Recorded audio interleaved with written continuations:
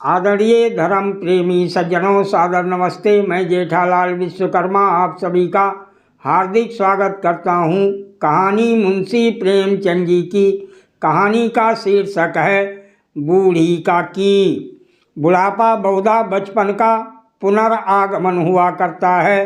बूढ़ी काकी में जिह्वा स्वाद के सिवा और कोई चेष्टा ना थी और ना अपने कष्टों की ओर आकर्षित करने का रोने के अतिरिक्त कोई दूसरा सहारा ही। समस्त इंद्रियां, नेत्र, हाथ और पैर जवाब दे चुके थे। पृथ्वी पर पड़ी रहती और घर वाले कोई बात उनकी इच्छा के प्रतिकूल करते।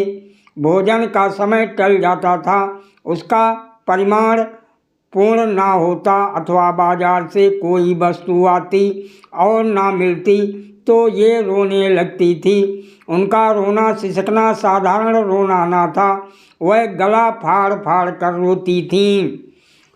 उनके पतिदेव को स्वर्ग सिधारे कालांतर हो चुका था। बेटे तरुण होकर चल बसे थे।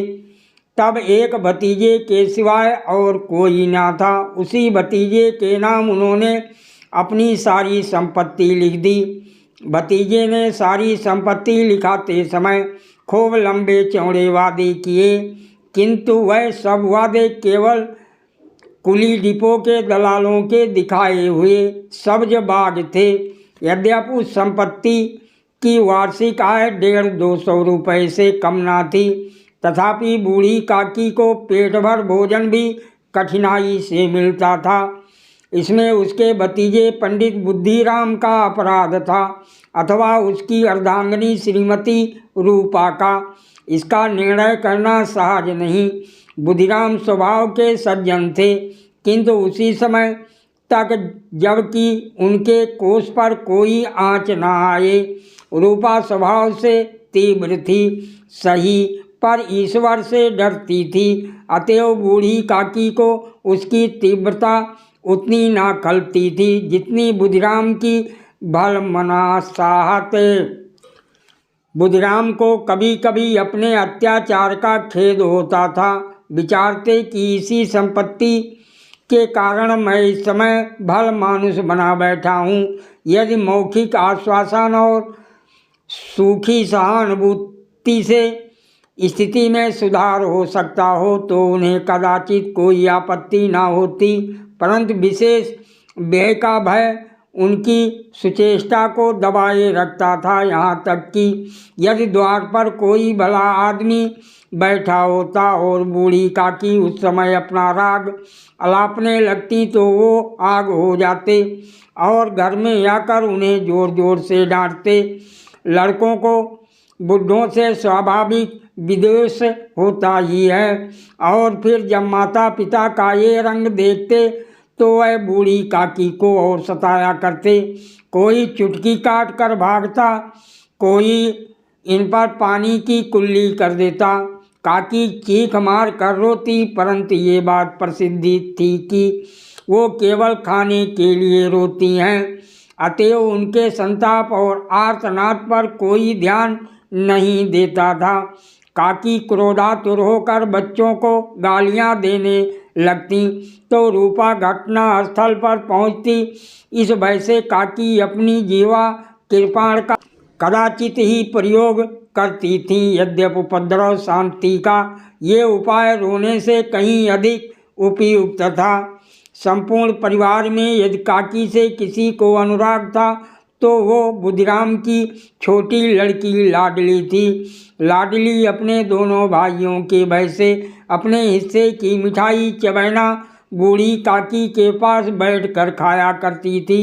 यही उसका रक्षागार था और यद्यपि काकी की शरण उनकी लोलुपता के कारण बहुत महंगी पड़ती थी, तथापि भाइयों के अन्याय से कहीं सुलभ थी। इसी स्वार्थ अनुकूलता ने उन दोनों में सहानुभूति का आरोपण कर दिया था। रात का समय था। बुद्धिराम के द्वार पर शहनाई बज रही थी और गांव के बच्चों का झुंड विस्मयपूर्ण नेत्रों से गाने का रसास्वादन कर रहा था। चार पाइयों पर मेहमान विश्राम करते हुए नाइयों से मुक्कियाँ लगवा रहे थे। समीप खड़ा हुआ भाट बिरदावली सुना रहा था और कुछ भावुक मेहमानों की वाह वाह पर ऐसा खुश हो रहा था मानो इस वाह वाह का यथार्थ में वही अधिकारी है। दो एक अंग्रेजी पढ़े हुए नवयुवक इन व्यवहारों से उदासीन थे। वह इस गंवार मंडली में बोलना अथवा सम्मिलित होना अपनी प्रतिष्ठा के प्रतिकूल समझते थे। आज बुधराम के बड़े लड़के मुखराम का तिलक आया है, ये उसी का उत्सव है। घर के भीतर स्त्रियां गा रही थीं और रूपा मेहमानों के लिए भोजन के प्रबंध में व्यस्त थीं। भट्टियों पर कड़ाह चढ़ रहे थे, एक में पूड़ियाँ कचौड़ियाँ निकल रही थीं, दूसरे में अन्य पकवान बनते थे। एक बड़े हंडे में मसालेदार तरकारी पक रही थी। घी और मसाले की क्षुधावर्धक सुगंधी चारों ओर फैली हुई थी। बूढ़ी काकी अपनी कोठरी में शोकमय विचार की भांति बैठी हुई थी। ये स्वाद मिश्रित सुगंधी उन्हें बेचैन कर रही थी। वह मन ही मन विचार कर रही थी, संभवतः मुझे पूड़ियाँ ना मिलेंगी। इतनी देर हो गई, कोई भोजन लेकर नहीं आया। मालूम होता है सब लोग भोजन कर चुके हैं, मेरे लिए कुछ नहीं बचा। ये सोचकर उन्हें रोना आया, परंतु शकुन के भय से वो रो ना सकीं। कैसी सुगंध है, अब मुझे कौन पूछता है। जब रोटियों ही के लाले पड़े हैं तवे से भाग्य कहाँ के भरपेट पूड़ियाँ मिले। ये विचार कर उन्हें रोना आया। कलेजे में हुक सी उठने लगी, परंतु रूपा के भय से उन्होंने फिर मौन धारण कर लिया। बूढ़ी काकी देर तक इन्हीं दुखदायक विचारों में डूबी रही। घी और मसालों की सुगंधी रह रहकर मन को आपे से बाहर किए देती थी। मुंह में पानी भर भर आता था। पूड़ियों का स्वाद स्मरण करके हृदय में गुदगुदी होने लगती थी। किसे पुकारूं, आज लाडली बेटी भी नहीं आई। दोनों छोकरे सदा दिक करते हैं, आज उनका भी कहीं पता नहीं। कुछ मालूम तो होता कि क्या बन रहा है। बूढ़ी काकी की कल्पना में पूड़ियों की तस्वीर नाचने लगी। खूब लाल लाल, फूली फूली, नरम नरम होंगी। रूपा ने भली भांत भोजन किया होगा। कचौड़ियों में अजवाइन और इलायची की महक आ रही होगी। एक पूड़ी मिलती तो जरा हाथ में लेकर देखती। क्यों ना चलकर कड़ाह के सामने ही बैठूं। पूड़ियाँ छन छन कर तैयार होंगी। कड़ाह से गरम गरम निकाल कर थाल में रखी जाती होंगी। फूल हम घर में भी सूंघ सकते हैं, परंतु वाटिका में कुछ और बात होती है। इस प्रकार निर्णय करके बूढ़ी काकी उकड़ू बैठकर हाथों के बल सरकती हुई बड़ी कठिनाई में चौखट से उतरी और धीरे धीरे रेंगती हुई कड़ाह के पास आ बैठी। यहाँ आने पर उन्हें उतना ही धैर्य हुआ जितना भूखे कुत्ते को खाने वाले के सम्मुख बैठने में होता है। रूपा उस समय कार्यभार से उद्विग्न हो रही थी। कभी इस कोठे में जाती, कभी उस कोठे में, कभी कड़ाह के पास आती, कभी भंडार में जाती। किसी ने बाहर से आकर कहा, महाराज ठंडाई मंगा रहे हैं। ठंडाई देने लगी। इतने में फिर किसी ने आकर कहा, भाट आया है, उसे कुछ दे दो। भाट के लिए सीधा निकाल रही थी कि एक तीसरे आदमी ने आकर पूछा, अभी भोजन तैयार होने में कितना विलंब है, जरा ढोल मजीरा उतार दो।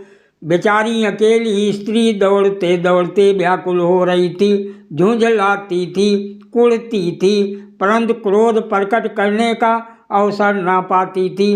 भय होता कहीं पड़ोसने ये ना कहने लगे कि इतने में उबल पड़ी। प्यास से स्वयं कंठ सूख रहा था, गर्मी के मारे फूकी जाती थी, परंतु इतना अवकाश भी नहीं था कि जरा पानी पी लें अथवा पंखा लेकर झलें। ये भी खटका था कि जरा आँख हटी और चीज़ों की लूट मची। इस अवस्था में उसने बूढ़ी काकी को कड़ा के पास बैठी देखा तो जल गई। क्रोध ना रुक सका। इसका भी ध्यान ना रहा कि पड़ोस में बैठी हुई हैं, मन में क्या कहेंगी। पुरुषों में लोग सुनेंगे तो क्या कहेंगे। जिस प्रकार मेढक केचुए पर झपटता है, उसी प्रकार वो बूढ़ी काकी पर झपटी और उन्हें दोनों हाथों से झटक कर बोली, ऐसे पेट में आग लगे, पेट है या भाड़। कोठरी में बैठते हुए क्या दम घुटता था। अभी मेहमानों ने नहीं खाया, भगवान को भोग नहीं लगा, तब तक धैर्य ना हो सका क्या। आकर छाती पर सवार हो गईं। जल जाए ऐसी जीव, दिन भर खाती ना होती तो ना जाने किसकी हांडी में मुंह डालती। गांव देखेगा तो कहेगा कि बुढ़िया भरपेट खाने को नहीं पाती, तभी तो इस तरह मुँह फिरती हैं।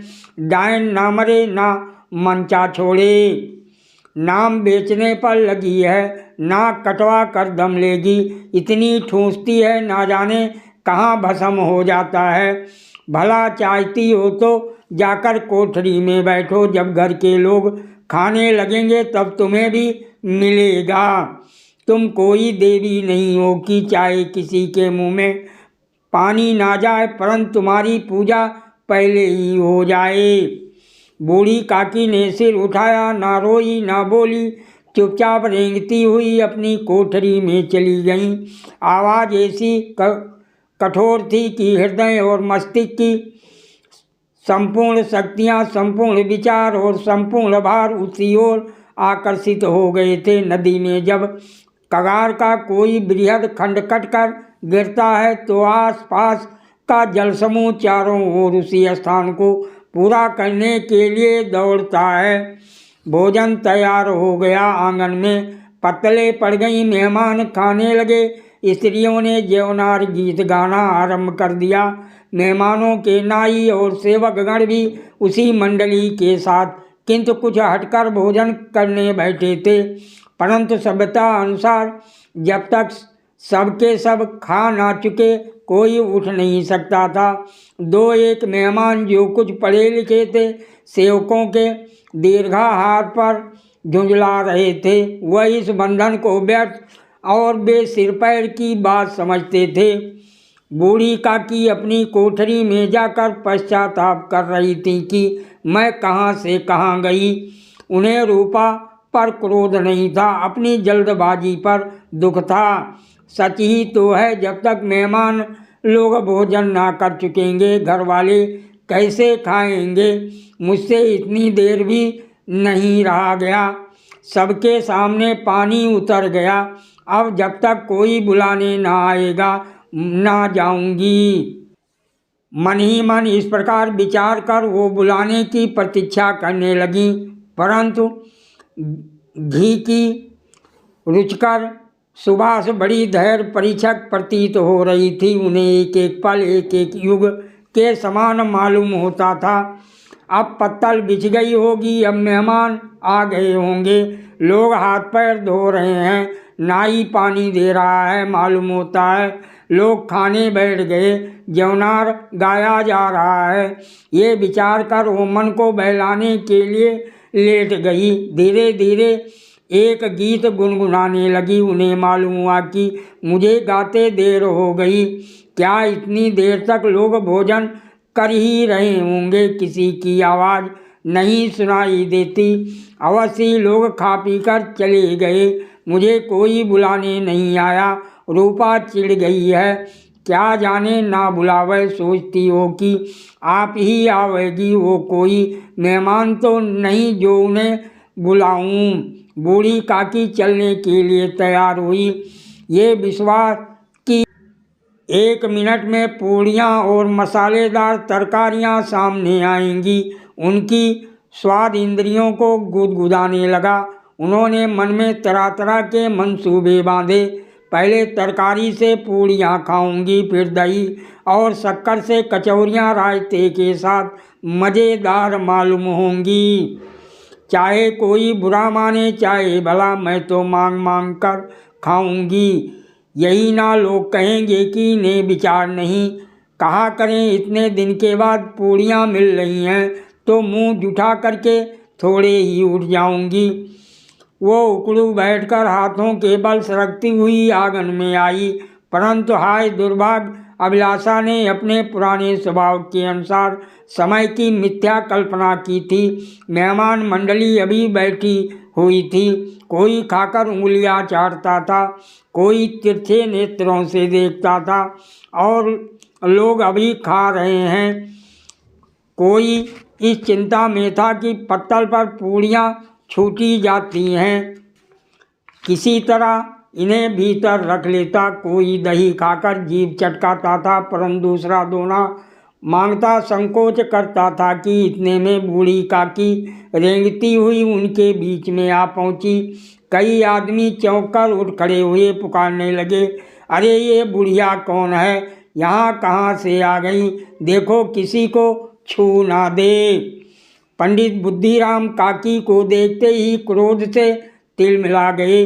पूड़ियों का थाल लिए खड़े थे, थाल को जमीन पर पटक दिया, और जिस प्रकार निर्दयी महाजन अपने किसी बेईमान और भगोड़े कर्जदार को देखते ही झपट कर उसका टेटुआ पकड़ लेता है, उसी तरह लपक कर उन्होंने काकी के दोनों हाथ पकड़े और घसीटते हुए लाकर उन्हें अंधेरी कोठरी में दम से पटक दिया। आशारूपी वाटिका लू के एक झोंके में नष्ट विनष्ट हो गई। मेहमानों ने भोजन किया, घर वालों ने भोजन किया, बाजे वाले धोबी चमार भी भोजन कर चुके, परंतु बड़ी काकी को किसी ने ना पूछा। बुधिराम और रूपा दोनों ही बूढ़ी काकी को निर्लज्जता के लिए दंड देने का निश्चय कर चुके थे। उनके बुढ़ापे पर, दीनता पर, हठ ज्ञान पर किसी को करुणा न आई थी। अकेली लाडली उनके लिए कुढ़ रही थी।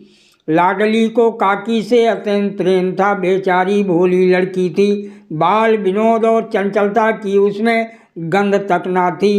दोनों बार जब उसके माता पिता ने काकी को निर्दयता से घसीटा तो लाडली का हृदय ऐंठ कर रह गया। वो झुंझला रही थी कि हम लोग काकी को क्या बहुत सी पूड़ियाँ नहीं देते, क्या मेहमान सब की सब खा जाएंगे, और यदि काकी ने मेहमानों से पहले खा लिया तो क्या बिगड़ जाएगा। वो काकी के पास जाकर उन्हें धैर्य देना चाहती थी, परंतु माता पिता के भय से ना जाती थी। उसने अपने हिस्से की पूड़ियाँ बिल्कुल ना खाई थी, अपनी गुड़िया की पिटारी में बंद कर रखी थी। उन पूड़ियों को काकी के पास ले जाना चाहती थी। उसका हृदय अधीर हो रहा था। बूढ़ी काकी मेरी बात सुनते ही उठ बैठेंगी, पूड़ियाँ देखकर कैसी प्रसन्न होंगी, मुझे खूब प्यार करेंगी।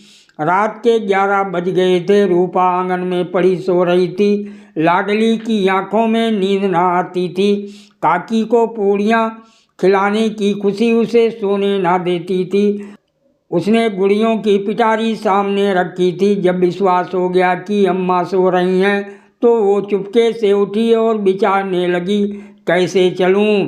चारों ओर अंधेरा था, केवल चूल्हों में आग चमक रही थी और चूल्हों के पास एक कुत्ता लेटा हुआ था। लाडली की दृष्टि द्वार के सामने वाले नीम की ओर गई।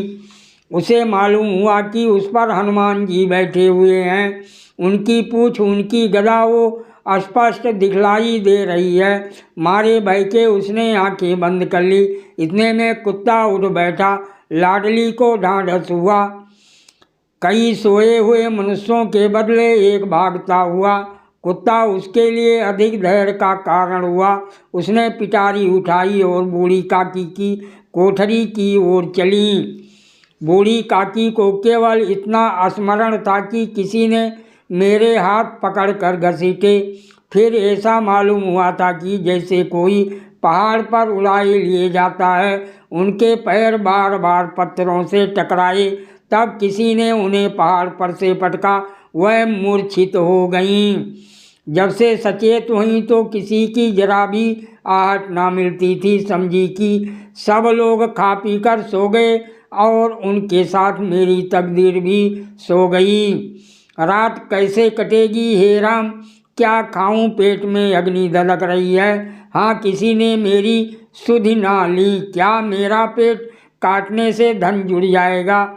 इन लोगों को इतनी भी दया नहीं आती कि ना जाने बुढ़िया कब मर जाए, उसका जी क्यों दुखावें। मैं पेट की रोटियां ही खाती हूँ कि और कुछ। इस पर ये हाल, मैं अंधी अपाई ठहरी, ना कुछ सुनूं ना बूझूं।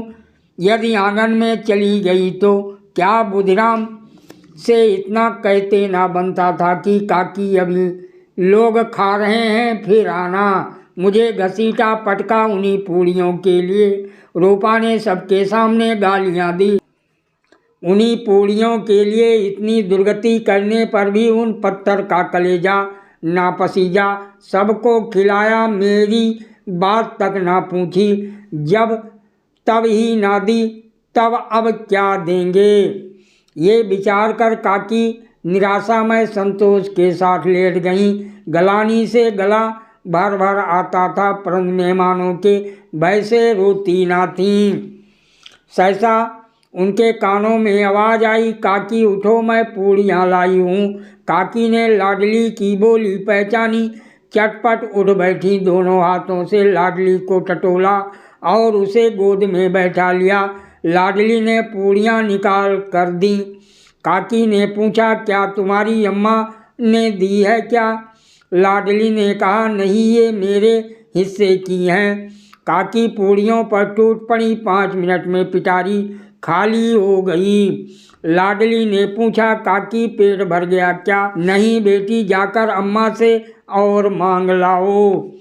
लाडली ने कहा, अम्मा सोती हैं, जाऊंगी तो मारेंगी। काकी ने पिटारी को फिर टटोला, उसमें कुछ खुरचन गिरी थी, उन्हें निकाल कर वह खा गईं। बार बार होंठ चाटती थीं, चटकारें भरती थीं। हृदय महसूस रहा था कि और पूड़ियाँ कैसे पाऊं। संतोष सेतु जब टूट जाता है तब इच्छा का बहाव आप परिमित हो जाता है। मतवालों को मद का स्मरण करना उन्हें मदान्ध बनाता है। काकी का अधीर मन इच्छा के प्रबल प्रवाह में बह गया। उचित और अनुचित का विचार जाता रहा। वह कुछ देर तक उस इच्छा को रोकती रहीं। सासा लाडली से बोली, मेरा हाथ पकड़कर वहाँ ले चलो जहाँ मेहमानों ने बैठकर भोजन किया है। लाडली उनका अभिप्राय समझ ना सकी। उसने काकी का हाथ पकड़ा और ले जाकर जूठे पत्तलों के पास बैठा दिया। दीन क्षुधा आतुर हत ज्ञान बुढ़िया पत्तलों से पूड़ियों के टुकड़े चुन चुनकर भक्षण करने लगी। वो दही कितना स्वादिष्ट था, कचौड़ियाँ कितनी सलोनी, खस्ता कितने सुकोमल। काकी बुद्धिहीन होते हुए भी इतना जानती थी कि मैं वो काम कर रही हूँ जो मुझे कदापि ना करना चाहिए। मैं दूसरों की झूठी पत्तल चाट रही हूँ। परंतु बुढ़ापा तृष्णा रोग का अंतिम समय है, जब संपूर्ण इच्छाएं एक ही केंद्र पर आ लगती हैं। बूढ़ी काकी में ये केंद्र उनकी स्वाद इंद्रियाँ थीं।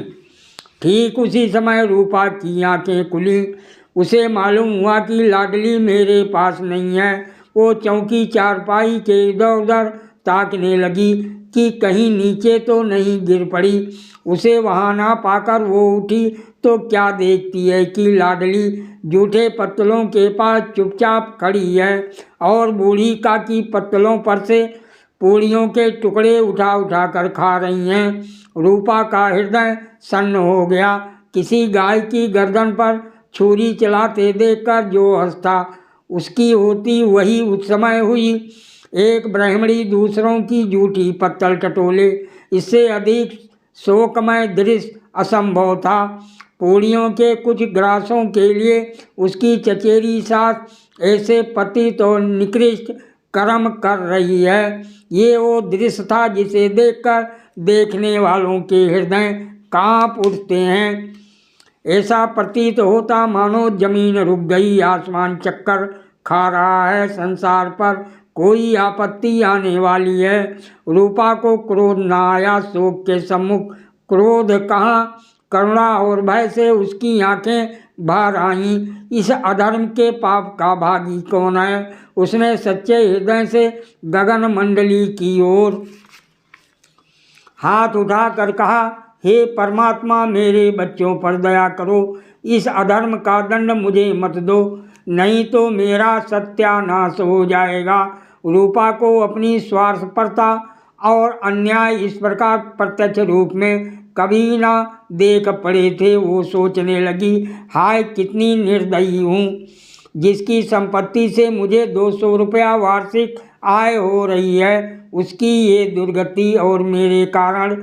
हे दयामय, मुझसे बड़ी भारी चूक हुई है, मुझे क्षमा करो। आज मेरे बेटे का तिलक था, सैकड़ों मनुष्यों ने भोजन पाया, मैं उनके इशारों की दासी बनी रही, अपने नाम के लिए सैकड़ों रुपए व्यय कर दिए, परंतु जिसकी बदौलत हजारों रुपए खाए, उसे इस उत्सव में भी भरपेट भोजन ना दे सकी।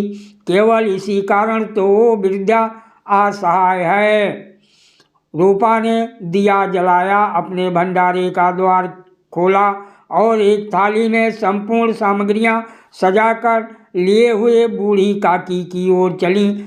आधी रात जा चुकी थी, आकाश पर तारों के थाल सजे हुए थे और उन पर बैठे हुए देवगण स्वर्गीय पदार्थ सजा रहे थे, परंतु उसमें किसी को वो परम आनंद प्राप्त ना हो सकता था जो बूढ़ी काकी को अपने सम्मुख थाल देखकर प्राप्त हुआ। रूपा ने कंठा अवरुद्ध स्वर में कहा, काकी उठो, भोजन कर लो, मुझसे आज बड़ी भूल हुई, उसका बुरा ना मानना। परमात्मा से प्रार्थना कर दो कि वो मेरा अपराध क्षमा कर दें। भोले भाले बच्चों की बात थी, जो मिठाइयाँ पाकर मारो तिरस्कार सब भूल जाता है। बूढ़ी काकी वैसे ही सब भुलाकर बैठी हुई खाना खा रही थी। उनके एक एक रोए से सच्ची सद इच्छाएँ निकल रही थीं और रूपा बैठी स्वर्गीय दृश्य का आनंद लेने में निमग्न थी। सादर प्रणाम। कहानी कैसी लगी हमें कमेंट में अवश्य बताएं। यदि पसंद आए कृपया लाइक, शेयर, कमेंट, सब्सक्राइब करने की कृपा करें। जेठालाल विश्वकर्मा, दिल्ली से पैतृक अयोध्या। सादर प्रणाम।